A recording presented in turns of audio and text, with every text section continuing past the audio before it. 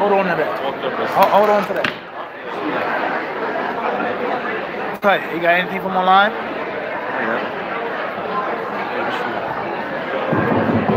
Bismillah. Assalamu alaikum. Inshallah, we'll take questions from the floor. So please ask your questions. Brother right here.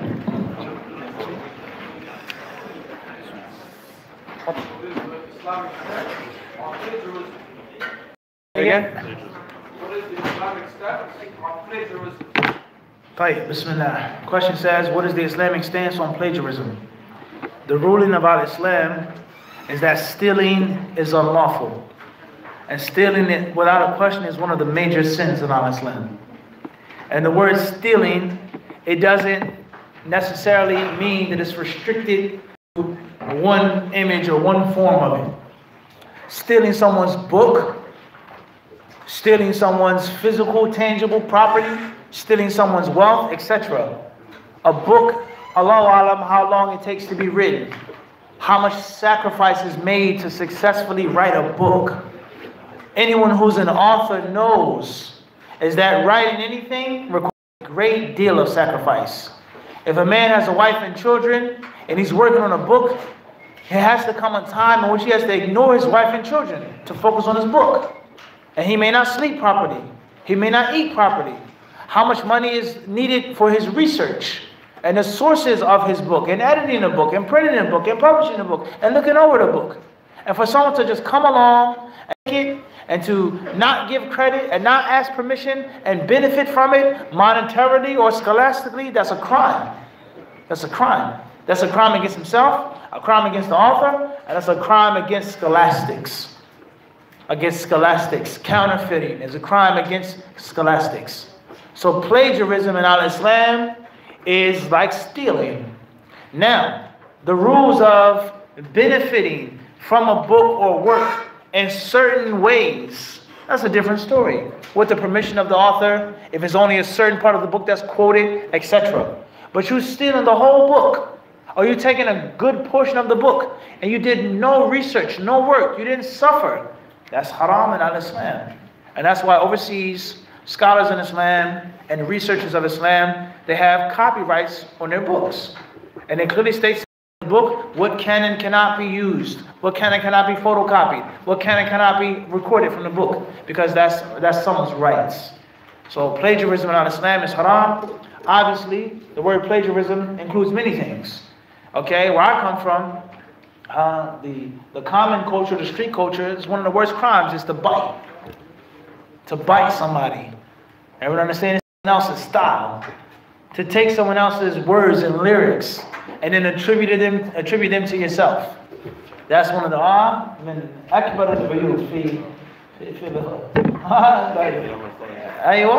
you can't bite nobody. Plagiarism, whatever you call it, that's not right. And Allah knows best.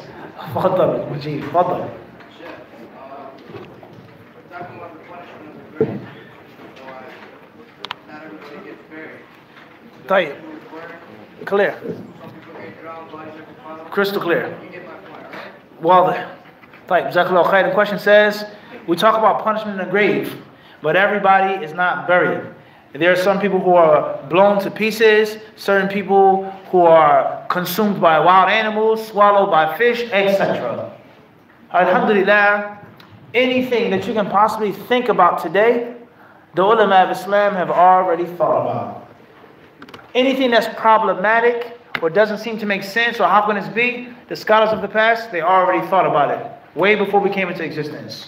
So in brief, the brief answer is that the ulama of Islam, they have said that however a person dies, and whatever happens to a person's body, is that bi'idhnillahi ta'ala, Allah knows, we know, is that they will be questioned, and they will be rewarded, and they will be punished.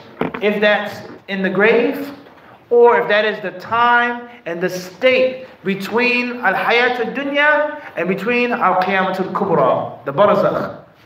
إنما هو Allah He says what? كلمة قائلها ومن وراء. So Allah He mentions that as a barzakh. بينهما برزخ لا يبغيان.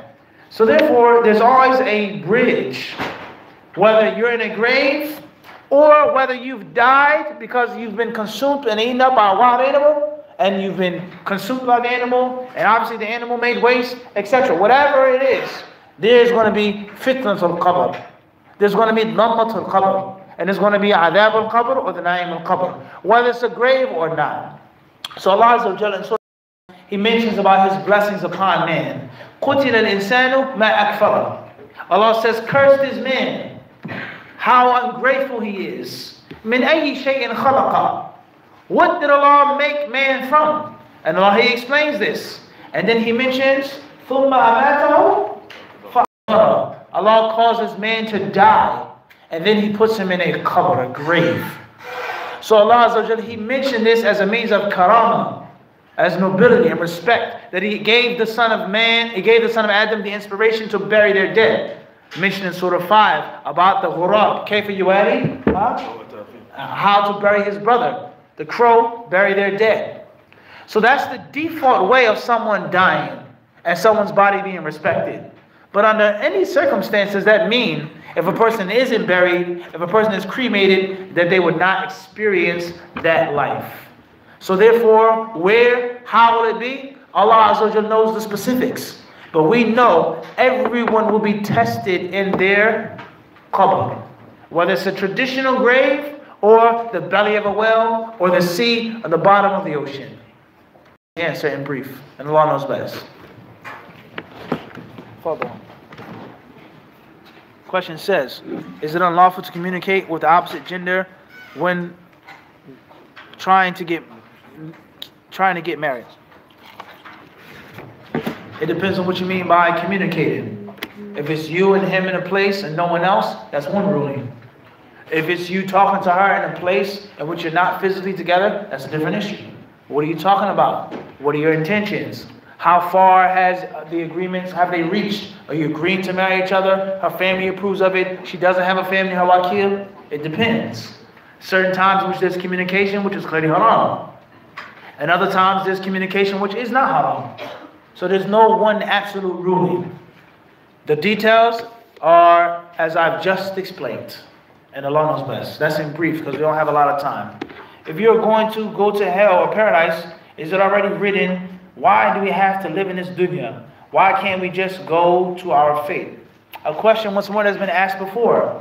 If I walked up to you and you were sitting down and I raised my foot and I put these boots on your face, I don't think anyone would put this boot on their face. Does it look like a pleasant thing to be put on your face? Yes or no? This is a serious question. This is a boot here. If I said bang and kicked you in your face, would you sit down and say it was my fate for you to kick me in my face? Yes or no? Who would do that? No one would say that. But me kicking you in your face with this gruesome boot, is that not fate? Was it not qadr? Yes or no? Yes or no, Ikhwan? How do we know it was qadr? Because it what? So you wouldn't accept that. So to say, why should we work deeds? Why do I have to be righteous? It's foolishness. Because no one is really actually denying the qadr in reality. You know that you have to try and strive. You know that you have to try your best to pass the exam. And once you fail, you know it wasn't meant to be. And man, I thought I failed the test, but I got in. You know that it was what? Meant to be. So the qadr is the secret of Allah, and we don't know Allah's secret until after it happens. So you don't know how you'll live, you don't know what you'll be until you do what?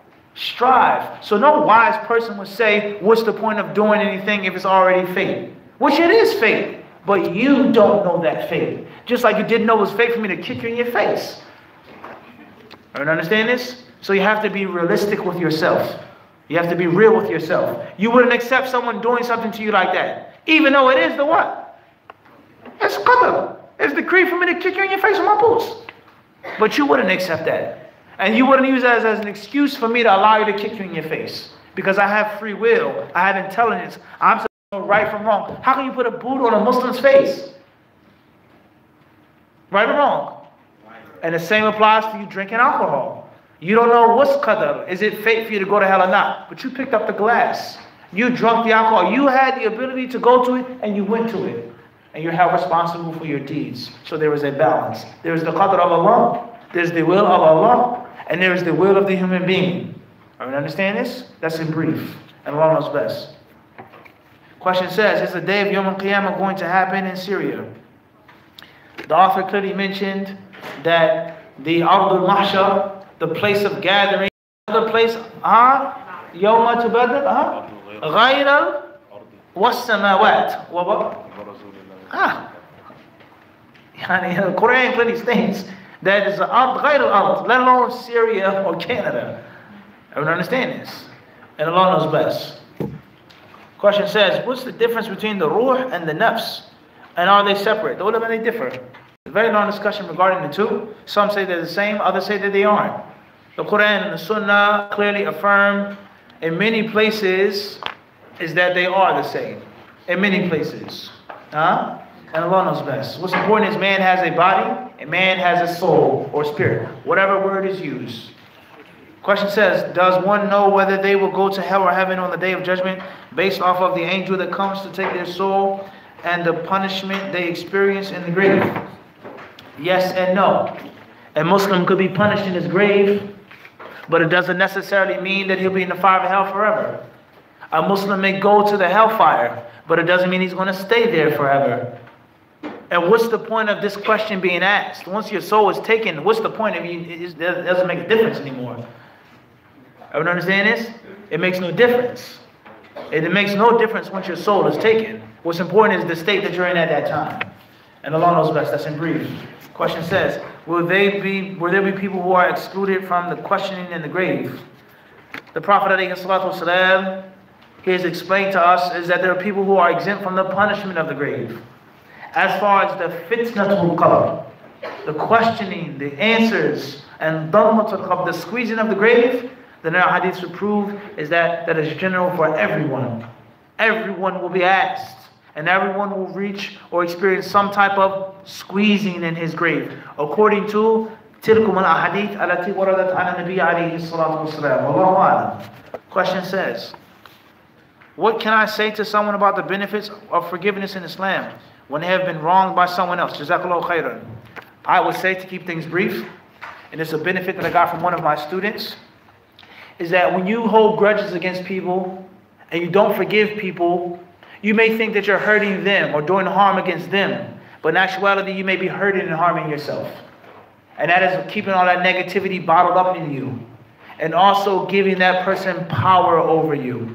Is that whenever you think about that person, you become angry and upset. You've empowered them. They can ruin your day and make you miserable just by you mentioning their names and thinking about them. You've given them power. So when you forgive someone and overlook and forget about it, you free yourself of the worry and the stress. Khalas. That person did this, they're no longer part of my life, it's time to move on. I'm not allowing them to spoil my happiness because something that they did to me a long time ago. So this is from the powers and the benefits of forgiveness, is holding a grudge. You think that you're hurting them, but in actuality you're only hurting yourself. And you're making sure that they have the ability to dominate your thoughts and your feelings. But obviously this is something that everybody can't get to. This is a special level of honesty with oneself. Everyone doesn't have the ability to be honest and keep it real with yourself. Is it helping me by being angry, or is it hurting me by being angry at this person? What am I getting from it by holding a grudge against them? How does it help me? Does it make me a better person? In actuality, it doesn't. It makes you, sometimes it brings you down. And Allah knows best. Next question says, when a soul passes away, are the believer's soul, barzakh, aware of the state of people in the dunya, ex-family, friends? There's certain hadiths that talk about certain things, about when someone is visited, and the sounds that are heard, and the awareness of the person in the grave. Certain hadiths mention these things like this in brief. Al-Muhim is that it's a whole entire different world. And sometimes worlds meet and merge, and sometimes they don't. So there are certain things which a person may be allowed to know about, or to see, or to experience in the grave after they've left this hayatul dunya. And there are many, many other things which they do not and they cannot. What's important is that you're going to be busy with your own deeds. Kullu nafsin bima kasabat rahina. You're at ransom for your own good deeds. You don't have time to be worrying about this one and that one. That's the bottom line. There is no, I wonder how they're doing. Is my family, my mother, my son? There's hellfire in front of you. Paradise in front of you. Huh? يَوْمَ يَفِرُّ الْمَرْءُ, Allah says what? مِنْ أَخِيهِ, what else? وَأَبِيهِ وَصَاحِبَتِهِ. Why? لماذا? ليش؟ لِكُلِّ امْرِئٍ مِّنْهُمْ يَوْمَئِذٍ شَأْنٌ يُغْنِيهِ. Allah says every person on that day will have more than enough to keep them busy. Allahu Akbar.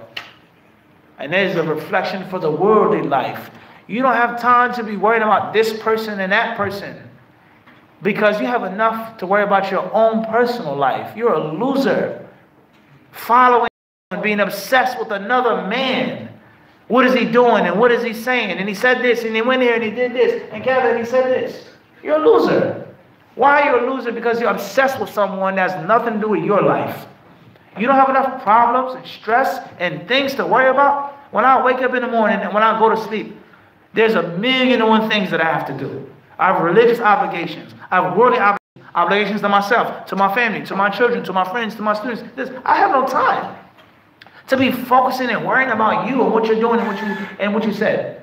So this is very important. Is that when you're in that grave and in the hereafter, you're not going to be worrying about other people, because you have more than enough to keep you busy. And that is the salvation of your poor soul. Question says, can you please clarify your point regarding the correlation or lack of between mental health and belief in jinns? We don't have enough time for that. We were making a point. Is how certain people believe in certain things and certain people reject certain things. Certain people, Muslim or not, believe that there's a such thing as a jinn or a genie or a jinaya or jinniya, a demon or an evil spirit that has the ability to enter into a human being on one level or another. And then there are others who say that's all hogwash.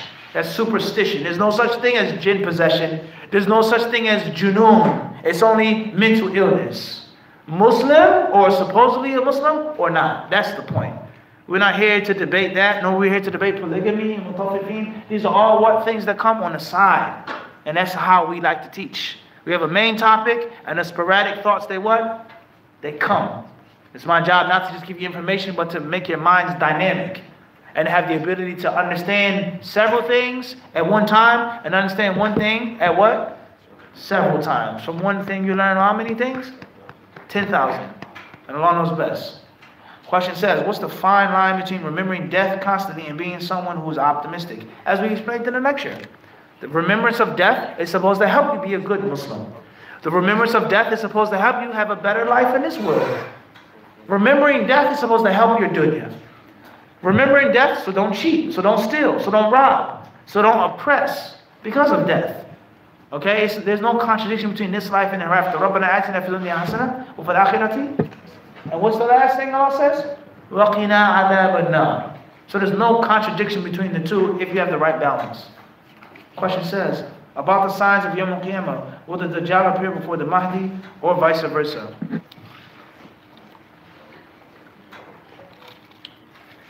Al-Muhim, some of these things can clearly be proven through the hadiths, and some of these things, the ulama of Islam, they differ on what is going to be the exact order.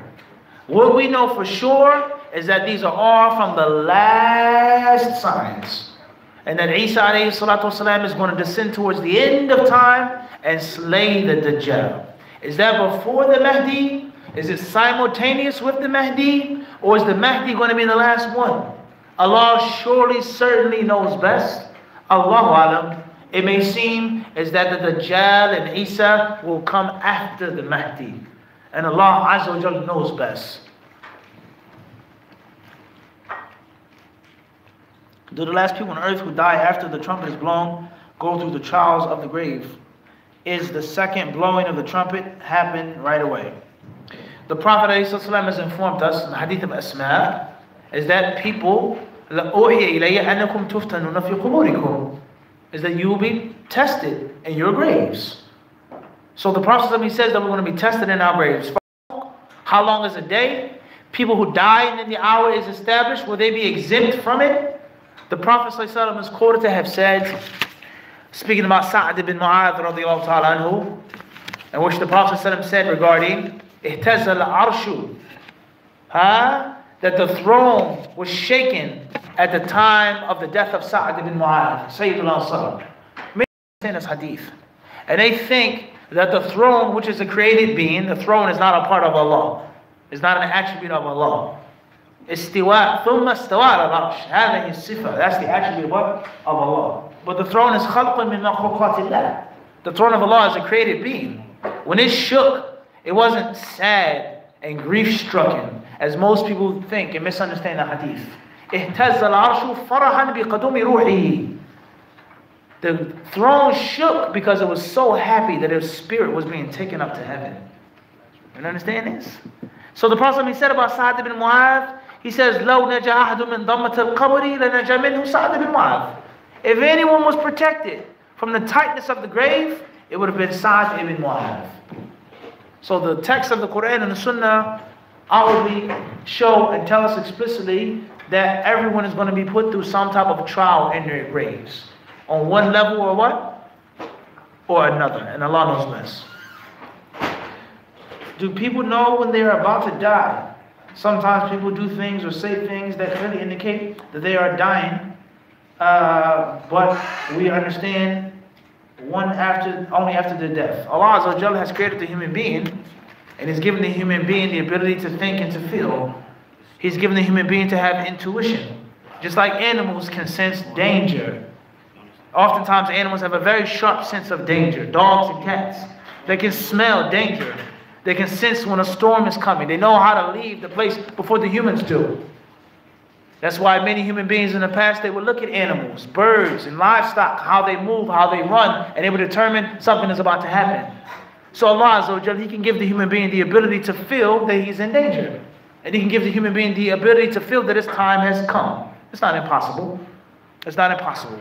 Allah knows best. So, excuse me, the questions off the topic, we will answer them bi'idhnillah, but we're just trying to answer all the questions on the topic.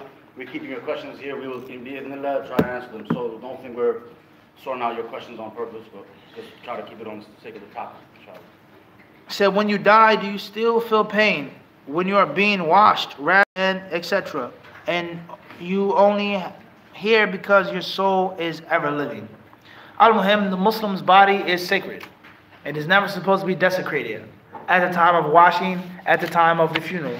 Can the body feel pain like we understand in this worldly life? Allah surely knows best. Allah tells us in the Quran that at the time of sleep, He takes the souls and He gives us death. The Prophet ﷺ has instructed us with regards to what we say when we wake up. Alhamdulillah, alhamdulillah, ahyana ba'da ma amatana. All praises for Allah who has given us life after we have died. And we've just explained from the Jami' of At-Tirmidhi what's meant by death. The soul being taken from the body, absolutely, or certain feelings being taken away from the body via the soul at the time of sleep. So when you're asleep, you don't necessarily feel that much, but you feel certain things. So one can say the same applies to the janazah. That you pinch the body, you drop the leg, it's not going to move. But that doesn't necessarily mean that it's 101% void. Al-Muhim is that Allah has informed us of these things, and that there's a time in which the soul leaves the body and it is given back or placed back into the body, and there's a time in which the soul is with the body. Allahu A'lam of the specifics of all of that. Question says, what would you say is the first step into starting your religious journey? The first step in starting a religious journey is starting your religious journey. Do it. It's that simple, just do it. You know what you have to do, so start doing it. Step by step, piece by piece. Whether that's changing your name, getting rid of a nickname, how you dress, what you eat, who you hang around with, what you study, getting rid of a boyfriend or a girlfriend, a bad habit, smoking, video games, pornography, whatever is the bad thing that you're trying to get away from and the good thing that you're trying to go towards. Take it piece by piece, step by step, inshallah ta'ala. And of course there are leaps that you have to take. But you have to, you're the only one that can determine that. I can't determine that for you. One person I may say you need to get a new name. That's a bad name to have. It's a bad nickname to have. If people keep calling you that, they're going to remind you of Jahiliyyah. People keep calling you that, they're going to remind you of the things you used to do. You need to get rid of those shoes and those sneakers that you're wearing. There's no reason why you should have on $300, $500 sneakers. And the moment you keep wearing those shoes, you're going to keep going back doing the same thing. You're going to keep attracting the same people. Get rid of that car. There's nothing wrong with the car. The car's not haram. But you don't need that car. That depends on person. That depends on person to person. Allah knows best. Last question that we only, unfortunately, don't have time for. Can we access the document so we can read it on our own file and along our own pace? Of course you can. Inshallah ta'ala, the brothers here, they have it. I'm sure the sisters that are organizing it as well, they have it. That's the book right there. Google it now. Download the free PDF. Hopefully it doesn't fall under plagiarizing. Hopefully not. And Allah knows best. Jazakumullah khairan. Sallallahu alaihi wa sallam. So we're just going to take a few minute break and then finish our last session with Sheikh Muhammad Al-Aziz. Inshallah, if you guys keep to stay in your seats and stand up if you need to take a little break, but if everyone can just stay inside the room, it would be appreciated. Also, there are a lot of questions, and the majority of the questions are off topic. So inshallah, we're definitely going to have a set time tomorrow at the end of the program to have a long session with Sheikh Mufti and Sheikh Abdul Aziz to answer all the questions as much as we can. So please be patient and inshallah make sure you're here tomorrow for that session.